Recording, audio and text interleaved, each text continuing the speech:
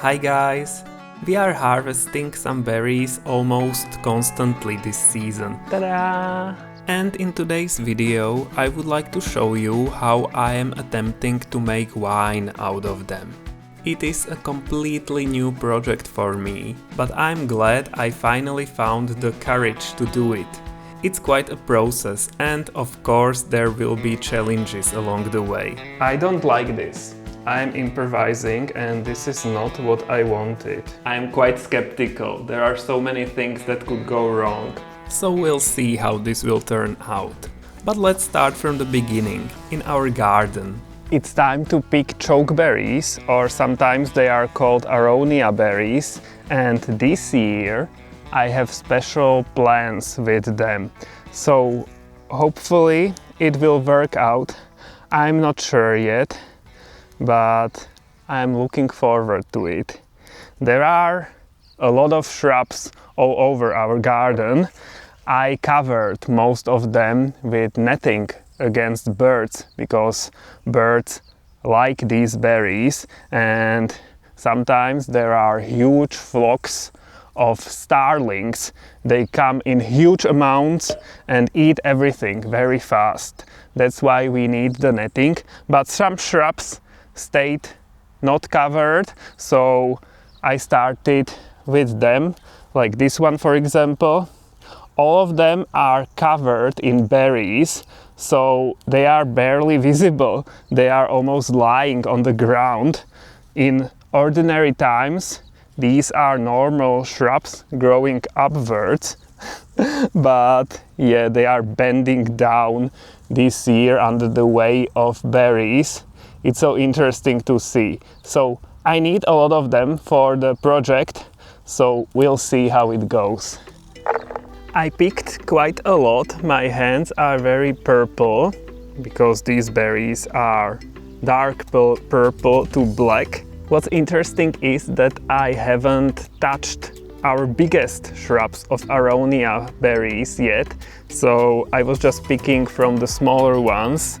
There are still huge amounts on the big shrubs, which is amazing because, as I was saying, we need quite a lot, and yeah, it goes quite nicely. I was picking more chokeberries. This is the final amount.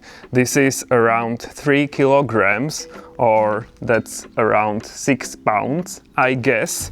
It's so heavy, and I'm going to wash this and then I'm going to put this into freezer. Hopefully it will fit in there, I'm hoping. And yeah, those are my next steps. Welcome to another episode of Peter in the kitchen. I'm here in the kitchen and my big next project is to make a fruit wine. I'm so stressed. I don't know why, but wow, I was studying a lot about this, so hopefully all the steps will be correct, or at least somehow correct, and at the end, far long into the future, we will have wine. We'll see. So here I have 3 kilograms of chokeberries. They were in the freezer overnight and now they are soft again, hopefully. And that is because now I need to crush them, and once frozen and then defrosted, it should be easier. They should be softer. So I need to put them here into this fermenting bucket. We will be using this and I will crush them there. We'll see. I just want to try with my hand. Yes, it's kinda going. Okay. But we will do it differently. So I figured it's easier with my hands than with the potato masher. So I'm crushing the berries like this or like this. And yeah, we want them crushed. It's quite a workout. chokeberries are not the juiciest berries. That's why it's not that easy, and yeah, hopefully it's going. I don't know yet, but I think it will be nice.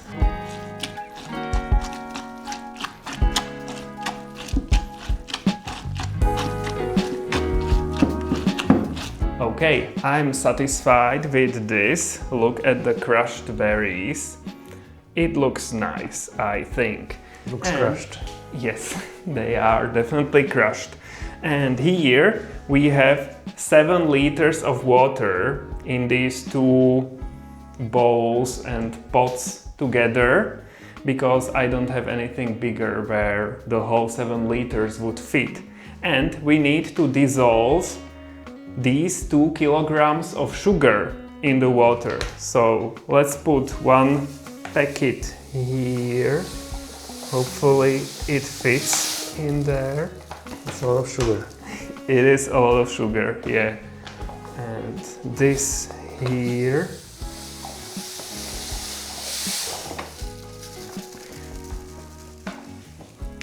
And let's stir this.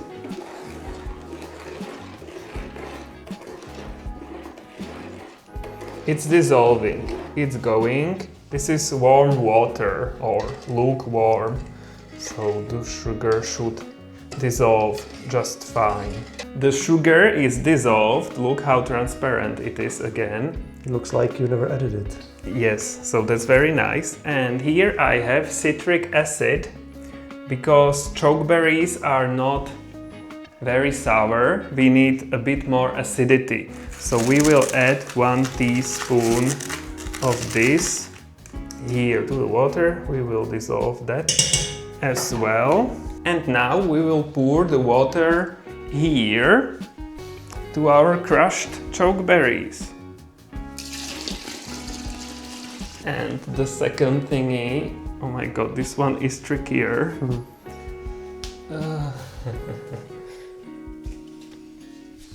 Let's see it. Wow. Okay. It looks good, just the right amount. Look, we are not going over the edge or anything, there is still space. I like it, I like it.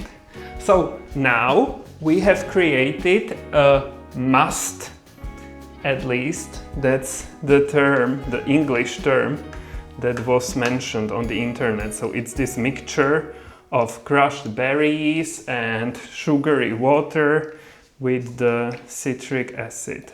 The last thing will be to add wine yeast, so we will prepare that next. Here I have 75 milliliters of water. It's kinda warm, 35 degrees Celsius. And here I have wine yeast. This should be good for fruit wines. It's just a very small packet, 0.6 grams. And I should sprinkle this here. And yeah, it should come alive or something. No stirring at first. We will just keep it like this for 10 to 15 minutes and then we will continue. After 10 minutes we will stir this gently. I will just do it like this. And now we will add 2 tablespoons of this must. And this is for the yeast, so it gets used to it slowly.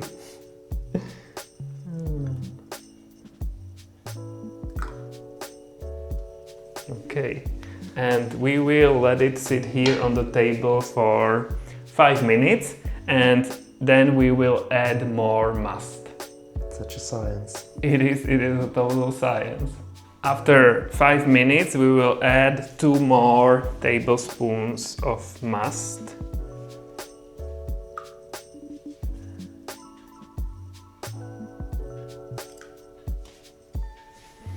And we will wait again 5 minutes.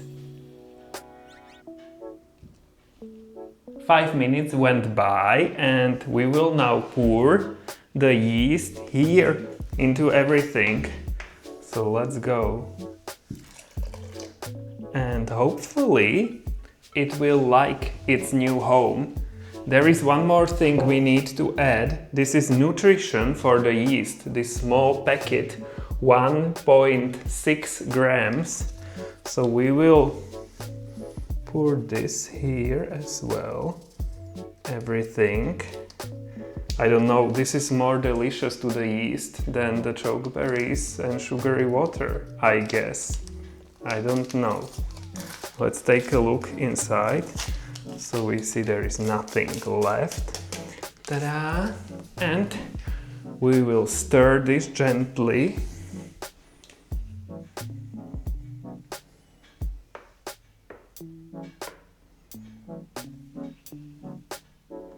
And I think we are good to go. So there is this lid. We will close this. And here we have an S-shaped airlock. This looks very scientific to me. Yeah. So we will pour a bit of water here. And yeah.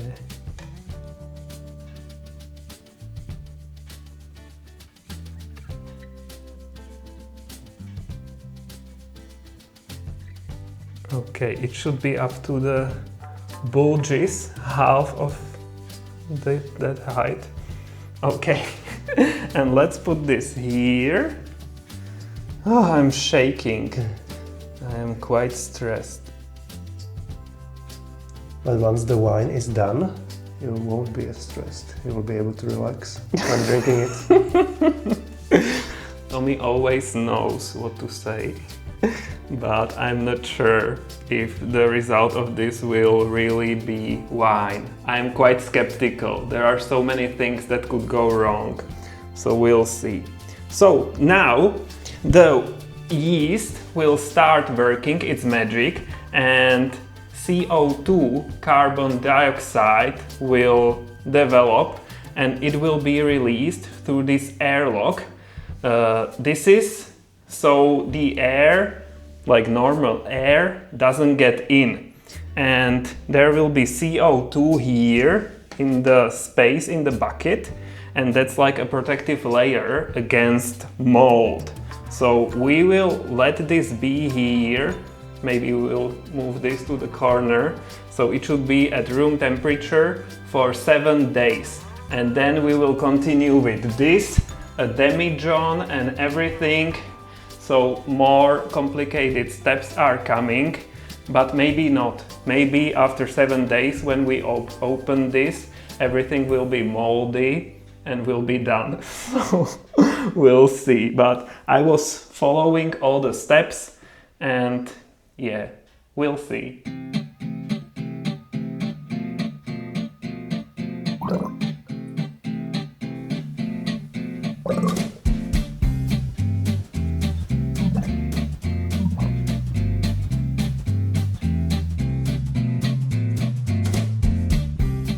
Okay guys, here we are after 8 days.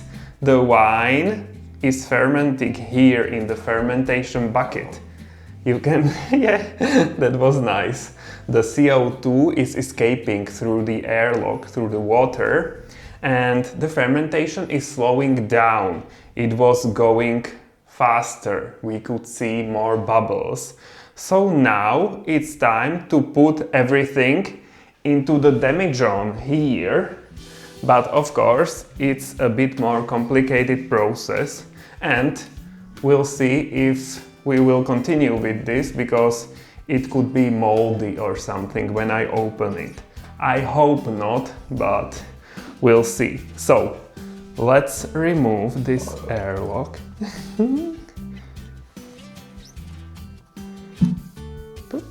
Let's do this. Yay! There is no mold, but there are a lot of chokeberries here floating. Yeah. Where's the wine? And it smells like when you enter a wine cellar. So that's a good sign, I would say. And let's take a look at this.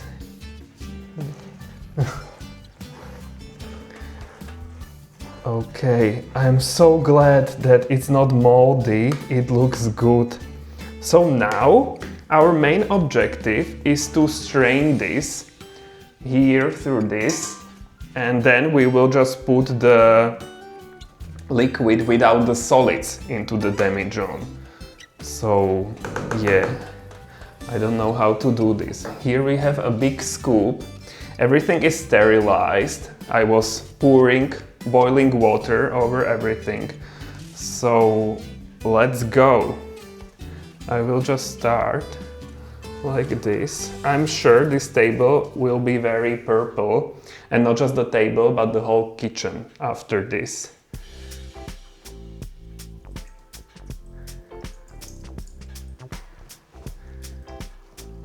I will just press this, but just gently. We don't want the flesh of the fruits there. Okay, and we will be throwing it out here into this bowl. And repeat. Repeat? Yeah.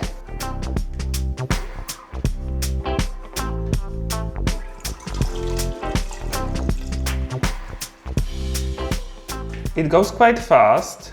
The majority of the berries, of course, were floating on the top, so now it's more liquid. And yeah, here we have, I don't know what this is, young wine maybe, or something. First we will pour this into the demijohn. So let's do that. So here we have a funnel, and I will just pour this here, and hopefully this is stable. Should I hold it? Okay, it looks nice. It's going. Look at all the wine. Yay!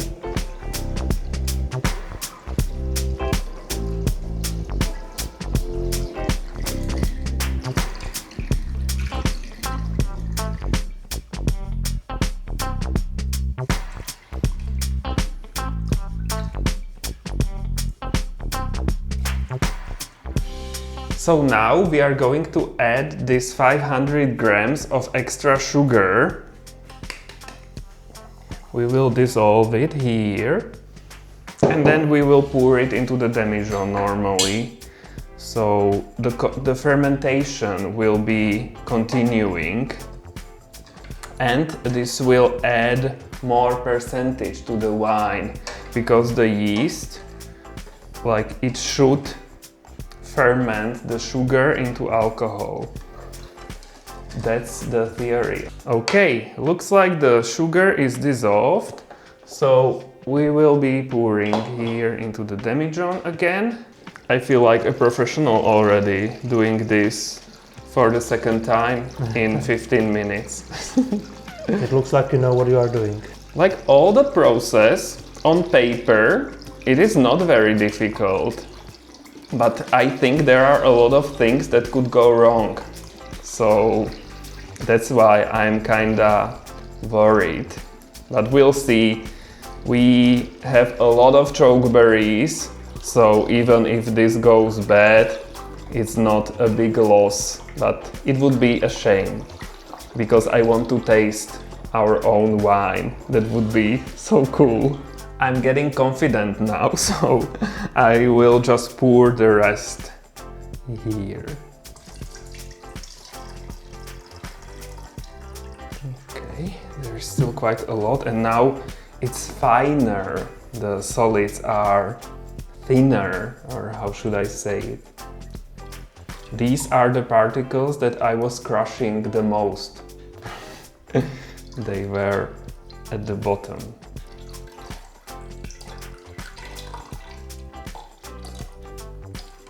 The bucket is empty. There are some leftovers, but I think I'm done here. So let's pour this in.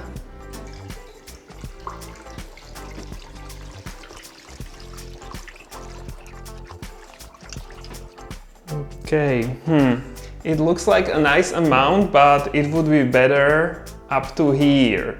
So I was reading that if you don't have enough, you should use a bit of sugary water. I will read more about it and I think I will add more. Oh my god! I was picking more chokeberries. Here you can see my purple hands here on the light. And I will blend this in a bit of water and strain it so we will get chokeberry juice, because water would like make this weaker. It could taste watery and, you know, weak. So luckily we still have more chokeberries in the garden, and yeah, we will add the juice. I'm blending this in a bit of water. And let's strain this. Wow, it's so thick. We might add a bit more water. I don't like this. I'm improvising and this is not what I wanted. But oh well, this is real life, so... this would be cool, like in my second season or something, but not now. It's better when everything goes perfectly for the first try, but it only rarely does. Look, the juice is flowing, so we will get some amount of liquid. Okay, here we have 300 milliliters of chokeberry juice, and here I will put 160 grams of sugar into 500 milliliters of water. And we need to dissolve the sugar, of course. So let's add the chokeberry juice first, so we see how much we have. It's not a big amount.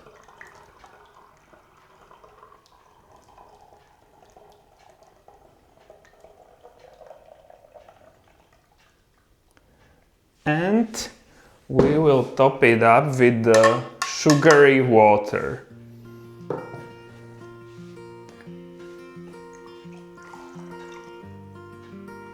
Okay, we used everything. And here I already put the airlock in when I was running to the garden for the chokeberries, because we don't want air to get there too much. So this is already prepared. And yeah, I think we are done here. We will keep this somewhere a bit colder, 18 to 20 degrees Celsius, for 4 to 6 weeks. That's what I was reading. And then we will continue with this, because it's still not done. The leftover solids and stuff, some of it should sink and it should get clearer, and then we should siphon the wine to another demijohn or something. So we'll see. I'm back. I realized the wine leftovers, you know, the solids, are still quite juicy, so I was squeezing them with my hands through the strainer, and I still got quite a lot of juice. Okay, you can see. So I will just pour it here. It was not necessary to run to the garden and improvise and everything, but oh well. So hopefully I didn't mess up everything with the fresh chokeberry juice and water and sugar, and hopefully this will be okay. I don't know how much should I add. I am adding a bit more. Maybe like this? Or more?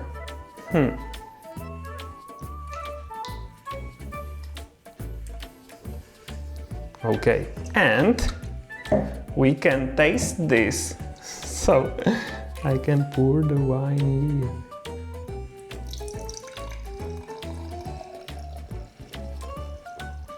Okay, let's put the airlock in, and We'll see.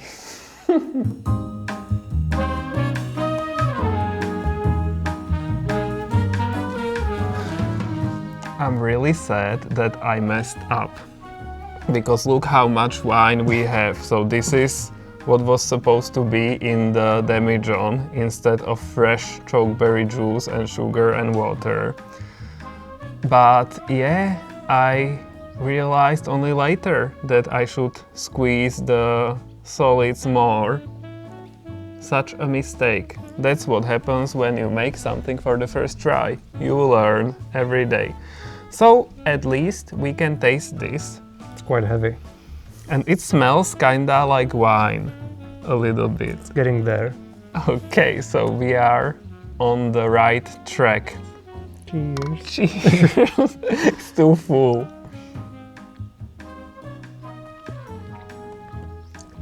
Sweet.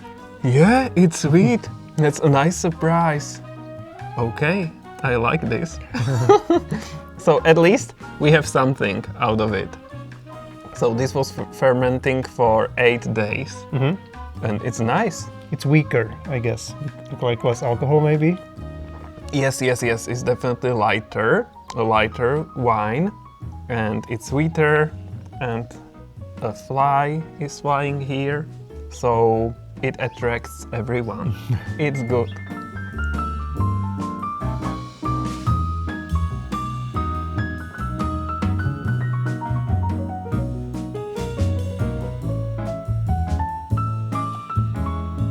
Guys, this is kinda a disaster.